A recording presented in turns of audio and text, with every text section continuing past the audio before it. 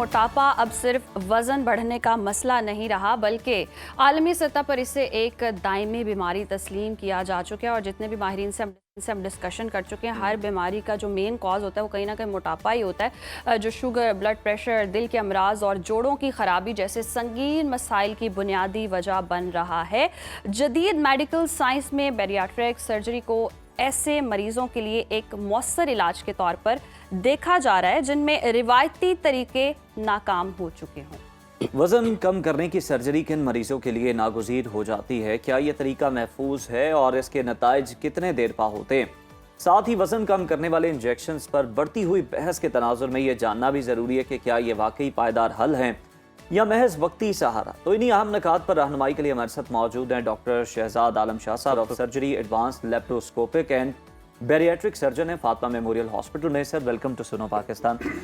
Sir, सबसे पहले तो हमें ये बताइएगा कि जब मार्केट में ओज़ेम्पिक है, मोंजारो है, इस तरह की चीज़ें मौजूद हैं, तो फिर कोई बैरियाट्रिक सर्जरी की तरफ, कट की तरफ क्यों आएगा? ये बिल्कुल बहुत अच्छा और अहम सवाल है आपका। आजकल क्योंकि ये ओज़ेम्पिक, जिसको ट्रेड नेम्स के साथ जाना जाता है, लेकिन ये सेमीग्लूटाइड और टिज़ेपाटाइड के नाम से और बड़े इफ़ेक्टिव मेडिसिन्स हैं, ये इंजेक्शंस हैं और इनका इफ़ेक्ट भी होता है। और ये जो इंजेक्शंस हैं ये ख़ास तौर पे उन मोटापे के मरीज़ जिनके अंदर या तो कम मोटापा होता है या दरमियानी दर्जे का मोटापा होता है, बड़े इफ़ेक्टिव हैं और ये बड़े इफ़ेक्टिवली काम करते हैं और वेट रिड्यूस भी करते हैं। और एक ख़ास तनासब तक अगर इनको जुडिशियसली यूज़ किया जाए और उन मरीज़ जो है इसको एक गलत तरीके से इस्तेमाल ना करें और एक प्रॉपर फॉलो प्लान के साथ करें तो बड़े इफ़ेक्टिव होते हैं। और ये बिल्कुल दुरुस्त बात है कि बहुत सारे ऐसे मरीज़ जो कि पहले बैरियाट्रिक सर्जरी करवाते थे, उनके लिए ये इंजेक्शंस जो हैं वो अब निस्बतन मुफीद एक अल्टरनेटिव के तौर पे आ रहे हैं। तो डॉक्टर साहब, अब इंजेक्शंस जो लगवा रहे हैं वो एकदम पतले तो हो जाते हैं, साइड इफेक्ट्स कितने ज़्यादा? आंखों का भी सुन रहे हैं, मसला बनता है। ये क्या होता है कि आप जो क्वांटिटी होती है उससे तजावुज़ करते हैं, फिर मसले होते हैं? अच्छा, जो आपने पहले अपने इंट्रो में बताया था ना कि मोटापा एक दायमी मर्ज़ है, तो ये बड़ा ज़रूरी है कि हम अपने नाजरीन को ये बता दें कि ये मोटापा जो है बेसिकली एक मर्ज़ है। इसको WHO और दुनिया की तमाम जितनी भी ऑर्गेनाइजेशंस हैं उन्होंने इसको एक बीमारी के तौर पे लिया गया। और इसकी सबसे बड़ी जो एक रीज़न है वो ये भी है कि बहुत सारे जो एडवांस मुल्क हैं उसमें इंश्योरेंस इसको कवर करती है और इसकी एक बहुत बड़ी ये तस्दीक होती है कि ये एक बीमारी के तौर पे लिया जाता है। और मैं इस तवज्जो से पाकिस्तान में भी चाहूँगा कि इसको इस तरीके से देखा जाए और इंश्योरेंस कंपनीज भी देखें। अच्छा, क्योंकि ये दायमी मर्ज़ है और ये दूसरा इसका जो एक प्रॉब्लम है वो ये है, जिस तरह बाकी डायबिटीज़ या हाइपरटेंसिव डिजीज़ होती हैं, इसी तरीके से मोटापा भी एक डिजीज़ के तौर पर ये रिकरेंस और रिलैप्स हो जाता है, ये बार बार दोबारा आ जाता है। यही प्रॉब्लम इसके साथ, ये मेडिसिन के साथ भी है कि अगर तो आप इनको सही तरीके से एक ख़ास हद तक और सही मरीज़ में देर तक इस्तेमाल करते रहेंगे और साथ ही साथ इसका ये ख्याल रखेंगे कि ये ग़िज़ा के साथ जो एक्सरसाइज है और इसका जो डोज है वो प्रॉपर अगर आप लेते रहेंगे तो फिर काफ़ी इफ़ेक्टिव होगा और रिलैप्सेस के चांसेस निस्बतन कम हो जाते हैं। लेकिन जिस तरह आपने बताया कि बैरियाट्रिक सर्जरी में क्यों आएंगे, वो पेशेंट्स जो कि एक ख़ास हद तक एक BMI से ज़्यादा के हैं, जिनके अंदर ये इफ़ेक्ट नहीं रहता, या वो पेशेंट्स जो एक्सरसाइज करते हैं, जो अपना ग़िज़ा का ख्याल रखते हैं और अपना वेट रिड्यूस कर लेते हैं और फिर उसके बाद रीकरेंस हो जाती है, तो बड़ा ज़रूरी है कि उनको राइट टाइम पर राइट डिसीजन करना चाहिए और सर्जरी का डिसीजन करना चाहिए। क्योंकि अगर तो ये ड्रग्स भी इफ़ेक्टिव नहीं हैं और अगर उनकी जो एक्सरसाइज और ग़िज़ा के अंदर जो उन्होंने पहले डाइट को देख के किया था, तो फिर ज़्यादा देर करने से जो इस ओबेसिटी के साथ जो दायमी मर्ज़ हैं, जो कि बाकी मर्ज़ हैं, जो कि एग्रोवेट हो रहे हैं, वो टाइम के साथ साथ बढ़ते जाएंगे और फिर उसके अंदर ये प्रॉब्लम होगा कि उनकी रिवर्सिबिलिटी मुश्किल हो जाएगी। तो डॉक्टर साहब, ऐसी मिस्टेक्स हम कर क्या रहे हैं कि जिसकी वजह से इतना मोटापा हो जाता है और फिर वो उससे ओवरकम भी नहीं आप कर पा रहे होते? देखिए, इसके लिए ना ये बड़ा ज़रूरी है कि मोटापे को समझना बड़ा ज़रूरी है। मोटापे की सिर्फ ये वजूहात नहीं है कि हमने ज़्यादा खाया और एक्टिविटी कम की और मोटापा हो गया, बल्कि ये एक न्यूरो हार्मोनल है, यानी दिमाग और भूख के दरमियान जो एक बेरब्तगी है वो पैदा हो जाती है इन मोटे मरीज़ों के दरमियान। सही। और इस बेरब्तगी की वजह से मोटे मरीज़ बाज़ औक़ात वेट रिड्यूस करने के बाद रीगेन कर लेते हैं, क्योंकि असल में वो इस बीमारी को समझ नहीं सकते। हमारे जिस्म के अंदर बहुत सारे हार्मोन्स जो बनते हैं और उन हार्मोन्स की वजह से ये मोटापा जो है वो उसकी इफ़ेक्ट की वजह से दोबारा से हो जाता है। तो बड़ा ज़रूरी है कि पेशेंट्स को और ये जितने भी मोटे मरीज़ हैं उनको इस चीज़ का इस्तेमाल करना चाहिए कि वो इसको कंटिन्यूसली ज़्यादा देर तक इसको ख्याल रखें। अगर एक दफ़ा वज़न कम हो गया तो ये ना समझें कि बस अब उनका काम पूरा हो गया, अब जो मर्ज़ी खाएं क्योंकि हमने वज़न कम कर लिया।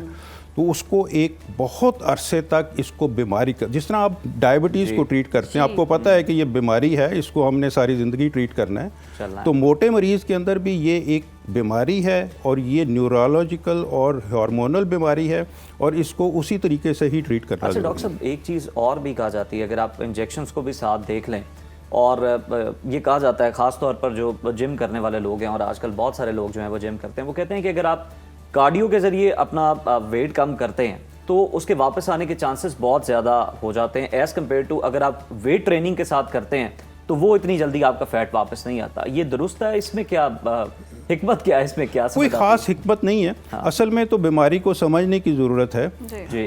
और इसको चाहे वेट आप जिस तरीके से भी मर्जी काम करें, चाहे आप उसको एक कंटिन्यूसली डाइट रिस्ट्रिक्शन से कम कर रहे हैं और एक्सेसिव एक्सरसाइज से कम कर रहे हैं, वेट रिड्यूस हो सकता है, किसी भी तरीके से हो सकता है। और एक ख़ास BMI के लेवल तक तो ये बहुत इफ़ेक्टिव रहता है। लेकिन ये जो सर्जरी का बात कर रहे हैं ये वो उन पेशेंट्स के लिए होती है जो उनके अंदर ये बाकी जो कन्वेंशनल मेजर्स हैं ये काम नहीं करते, तो फिर उन पेशेंट्स को ज़रूर सर्जरी के बारे में डिसाइड करना चाहिए, क्योंकि जितना देर करते जाएंगे वो टाइम अगर पास हो जाता है तो इसकी वजह से ये जो, क्योंकि हम इसको कहते हैं कि मोटापा जो है ये बहुत सारी बीमारियों का रीज़न बनती है, उनकी माँ है। और उन बीमारियों को अगर कंट्रोल राइट टाइम पर ना किया जाए, चाहे आपको सर्जरी के बारे में डिसीजंस करना पड़े। अच्छा, कम यानी आप किसी भी रास्ते से कर सकते हैं, लेकिन अगर वो दोबारा बढ़ा है तो वो उस चीज़ का मसला नहीं है, वो आपका अपना प्रॉब्लम हो सकता है। जी, ये बिल्कुल, ये बड़ा ज़रूरी है। वो तो किसी चीज़ को ब्लेम नहीं कर सकते कि अगर आपने इसके ज़रिए काम किया तो ये वापस बढ़ना ही बढ़ना है। नंबर 2 ये भी ज़रूरी है कि ये जो मोटे मरीज़ हैं इनको पता लगना चाहिए कि ये विल पावर की प्रॉब्लम नहीं है, ये बॉडी के अंदर एक हार्मोनल इम्बैलेंसेस की प्रॉब्लम है। ये कम्युनिकेशन बिटवीन ब्रेन एंड भूख, यानी दिमाग और भूख के दरमियान जो बेरब्तगी है उसके एहसास की वजह से प्रॉब्लम है। इसको यानी कि साइकोलॉजिकली भी आप अंदर समझा नहीं सकते? नहीं, बड़ा मुश्किल होता है। जाहिर है आपको इसको रियलिस्टिकली समझना चाहिए कि ये एक बीमारी है और इसको आपने बाकायदा उसी तरीके से इसको एक लंबे अरसे तक डील करना है। तो सर, ये जो आप बेरब्तगी की बात कर रहे हैं, ये फिर रब्त कैसे कायम किया जा सकता है? सिंक्रोनाइजेशन कैसे? सिंक्रोनाइजेशन बिल्कुल हो जाती है अगर आप इसको एक लंबे अरसे तक ट्रीट करें। सही। जो मैं बताना चाहता हूँ, ये बताना चाहता हूँ कि ये क्योंकि एक दायमी बीमारी है और रिलैप्सिंग डिजीज़ है, यानी बार बार होने वाली डिजीज़ है। तो जिस तरीके से आप उन डिजीज़ को ट्रीट करते हैं, हाइपरटेंशन को ट्रीट करते हैं, डायबिटीज़ को ट्रीट करते हैं, बीमारी मोटापे को भी उसी तरीके से, उसी माइंडसेट से ट्रीट करना चाहिए, बजाय इसके कि आप इसको कैजुअली लें और एक जुज़ वक्ती तौर पर करें और फिर उसके बाद। डॉक्टर साहब, ये जो इंजेक्शंस हैं जिनकी हमने बात की, ज़म्पिक, मोंजारो, जो बने तो डायबिटीज़ वालों के लिए थे लेकिन ये वेट कम करने वालों ने यूज़ करना शुरू कर दिए, सर इसके क्या साइड इफ़ेक्ट्स होते हैं और क्या ये फिर आप ज़िंदगी भर आपके साथ चलते हैं, आपको इनका इस्तेमाल करना पड़ता है लाइफ लॉन्ग, या फिर आपने एक दफ़ा अगर वज़न कम कर लिया तो दोबारा आपको इसकी ज़रूरत नहीं है? आंखों के हवाले से बहुत ज़्यादा लोग कंप्लेन करते हैं कि इसके असरात आंखों पर। हाँ बिल्कुल, आप बिल्कुल दुरुस्त कह रहे हैं।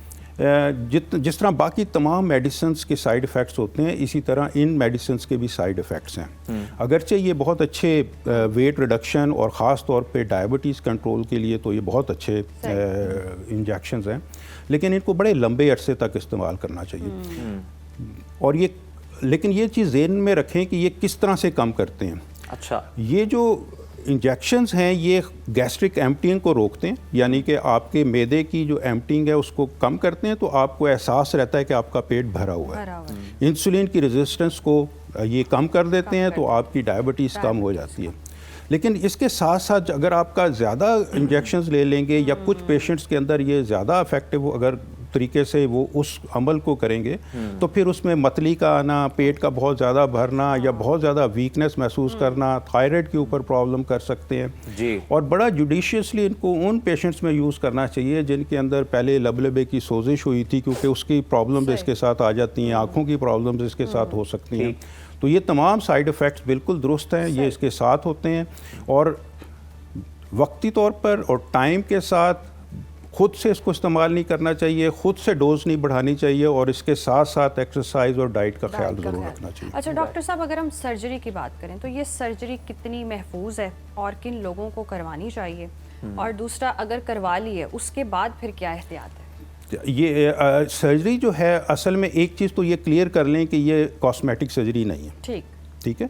और बेरियाट्रिक सर्जरी जो है वो एक ओबेसिटी के लिए है और बीमारी को ट्रीट करने के लिए, नंबर 1। नंबर 2 ये है कि ये सर्जरी जो है ये मैदे पर की जाती है। जितनी भी सर्जरीज होती हैं ये मैदे के साइज़ को छोटा किया जाता है या उसको छोटा करके उसको बाईपास किया जाता है उन रतूबतों से जो कि आपकी ग़िज़ा को बड़ी जल्दी जज़ब कर लेते हैं। तो ये 2 तरीके हैं जो कि मैदे पे किए जाते हैं और इससे मुख्तलिफ पेशेंट्स के अंदर हम ले जाते हैं। बड़ा ज़रूरी है कि सर्जरी को राइट पेशेंट पे राइट टाइम पर और राइट प्रोसीजर किया जाए। तो ये ज़ाहिर है इस चीज़ को समझने के लिए पेशेंट्स को डॉक्टर्स के साथ बैठ के सिटिंग करनी पड़ेगी और डिसाइड करना पड़ेगा कि उनके लिए कौन सा ऑपरेशन बेहतर है। जो दूसरी बात आपने पूछी थी कि इसके बाद प्रॉब्लम क्या होगा पेशेंट्स का, बड़ा ज़रूरी है। जो बहुत एप्रीहेंशन पेशेंट्स को डाइट के हवाले से होती है वो बड़े कुछ मिथ्स हैं, वो ये होते हैं कि शायद वो इसके बाद कुछ खा नहीं सकेंगे या कुछ पी नहीं सकेंगे, तो ये दुरुस्त नहीं है। वो तमाम रोटी भी खा सकेंगे, चावल भी खा सकेंगे, लेकिन एक ख़ास टाइम तक। दूसरी मिथ ये होती है कि वो सिर्फ लिक्विड ले सकेंगे, बिल्कुल नहीं, लिक्विड सिर्फ शुरू के कुछ दिनों के बाद और फिर वो ले सकते हैं। तीसरी जो मिथ है वो ये है कि शायद उनको भूख बिल्कुल ही नहीं लगेगी, ये भी बिल्कुल दुरुस्त नहीं है। और तीसरी ये है कि उनको शायद खाने का मज़ा ख़त्म हो जाएगा। खाने का मज़ा बिल्कुल रहेगा लेकिन उसका जो लत है बुरा खाने की वो ख़त्म हो जाएगी, महदूद हो जाएगी, एक क्वांटिटी महदूद हो जाएगी। डॉक्टर साहब अगर हम देखें तो जो लोग मतलब सर्जरी से डरते हैं या उन्हें कोई मेडिकल इश्यूज इस तरह के हैं उनकी सर्जरी नहीं हो सकती, एक हम ये भी सुनते थे कि वो बॉल भी डाल दी जाती है मैदे का, वो पुराना तरीका इलाज है? नहीं, वो पुराना नहीं है, और वो इसके अंदर कट कितना बड़ा होता है? अच्छा, ये मैं आपको, हाँ, ये बड़ा इंपॉर्टेंट सवाल है क्योंकि ये कन्फ्यूजन होती है। आमतौर पे आप देखा होगा कि हर घर में किसी ना किसी का पित्ते का ऑपरेशन हुआ होता है, जो कि हम कहते हैं कि लेप्रोस्कोपी के ज़रिए पित्ते का ऑपरेशन। बिल्कुल इसी तरीके से बैरियाट्रिक सर्जरी के भी उसी तरह से होल किए जाते हैं जितने पित्ते के ऑपरेशन के लिए की जाते हैं, और इसकी भी रिकवरी उसी तरह से है जिस तरह से पित्ते के ऑपरेशन के ज़रिए, बल्कि ये बहुत हद तक उसके निस्बत महफूज तरीका है और जल्दी हो जाता है।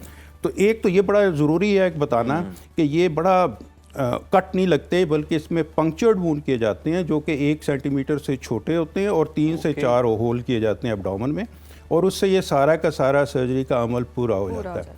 तो ये बड़ा ज़रूरी है पेशेंट्स को बताना कि ये ऐसी हो, लेकिन ये बहरहाल ज़रूरी है कि जो बहुत ज़्यादा मॉर्बिडली ओबीज़ होते हैं उनको ऑपरेशन से पहले फ़िट करना बड़ा ज़रूरी है। उनको सांस के मसाइल हैं, उनको जिगर के मसाइल हो सकते हैं, डायबिटीज़ है, उनको हार्ट के प्रॉब्लम हो सकते हैं, तो उनको ऑप्टिमाइज़ करना बड़ा ज़रूरी है। और जब हम ऑप्टिमाइज़ कर लेते हैं तो उनको एक अच्छे जगह पर, एक अच्छे फैसिलिटी वाले हॉस्पिटल में एक अच्छी सर्जिकल टीम की और एनेस्थीसिया टीम की ज़ेर निगरानी, ये एक महफूज तरीका इलाज है। ये ऐसा इलाज नहीं है जिसके बाद आपको कोई हफ्तों रेस्ट करना पड़ेगा, एक दिन में पेशेंट डिस्चार्ज होकर घर चला जाता है। और महफूज तरीका इलाज है। बहुत शुक्रिया डॉक्टर शहजाद साहब आपके वक्त का। और यकीनन मोटापा एक बीमारी है और उसको बीमारी की तरह ट्रीट करना चाहिए। जैसे बीमारियाँ होती हैं, आप मेडिसिन खाते हैं, आप अपना ख्याल रखते हैं, और अगर मोटापा अव्वल तो आने देना ही नहीं चाहिए, अपना लाइफस्टाइल, सारी बीमारियों की जड़ ही है, सारी बीमारियों की जड़ ये है। और इस सर्जरी की अगर हम बात करें तो महफूज सर्जरी है, जिनको ज़रूरत है उनको डॉक्टर के मशवरे के मुताबिक ज़रूर लेकिन सही जगह पर जाएं, सही हाथों में अपने आप को सौंपे जनाब, जहाँ पर आपका बेहतरीन इलाज हो सके।